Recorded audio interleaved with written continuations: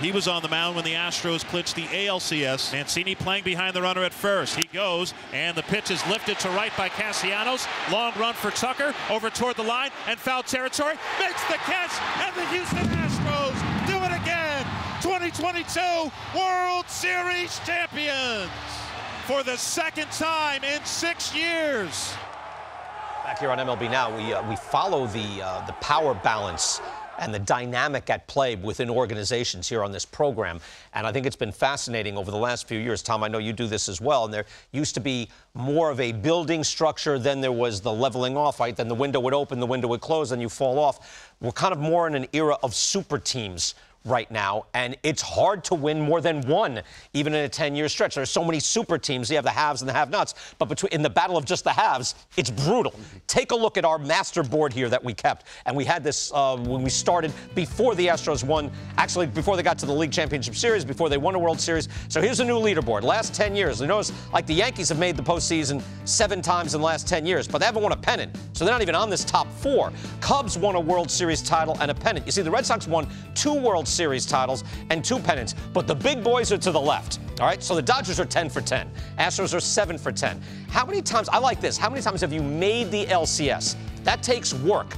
It's 6 and 6. Pennants, though, now it's Astros 4 over 3 for the Dodgers, and World Series titles, it's 2 for the Astros, 1 for the Dodgers. So yeah, the Red Sox have won 2, but they've only, been in 3 LCS. Astros have been there 6 times. Whose decade is it, Tom? Well, I'm going to cheat and go back just to 2017 and start from there, because this is when the Astros begin to establish themselves as the best team. Correct. And, BK, I'm looking at postseason baseball. The Astros in that time have won 62% of postseason games. That's a 100-win pace in the postseason. Why do they have 2 titles and the Dodgers have 1? Well, I looked at how they've played postseason baseball, and there's actually reasons for this. And the reason is they put the ball in play. Pay attention to the strikeout rate offensively. Dodgers strike out much more than the Houston Astros. And then go to the bottom line. How many times did the starting pitchers give you 6 innings? And the Astros, again, clear advantage over the Dodgers. So postseason baseball, offensively, the Astros put it in play more than the Dodgers, and their starting pitchers are in the game longer than the Dodgers. End of argument. That's why they're the team of the last, I can't say decade, but the last 6 years, it's the Astros over the Dodgers. Dodgers have more regular season wins. Their program works great in the regular season. Postseason, I like the way the Astros play postseason baseball. Again, a 100-win pace in the postseason against elite competition.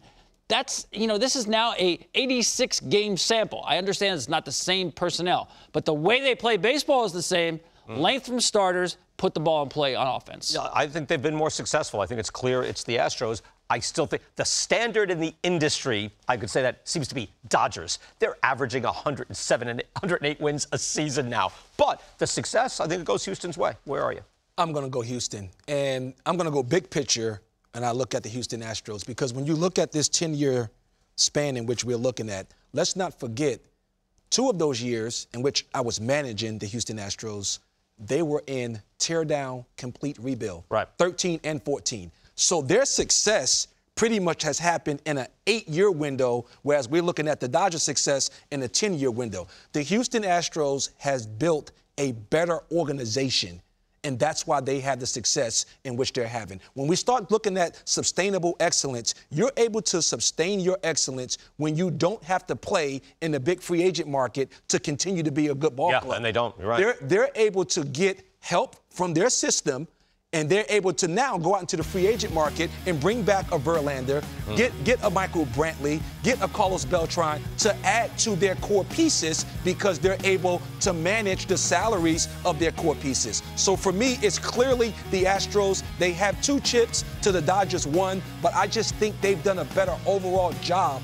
of building an organization that sustains excellence. Yeah, I mean, you see it right here. The most WAR from homegrown players is almost 35% Houston. I will say this, though. There is wisdom. Like, if you got money, the Astros, to put it just financial aspect, Dodgers are usually 1 or 2 in payroll. Like the number 1 payroll, maybe 2, maybe 3 at worst.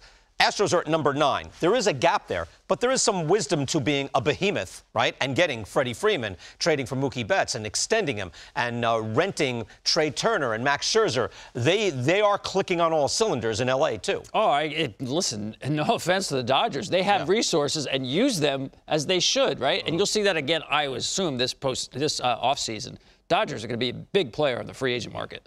Yeah. Interesting. All right. So Houston. So I know. Had you gotten a few more years, Bo? Yes. It was turning around. I probably wouldn't be sitting here talking to you guys. Which would be a shame. Did I say so? Things work out. Anyway, Buzz, I know they have.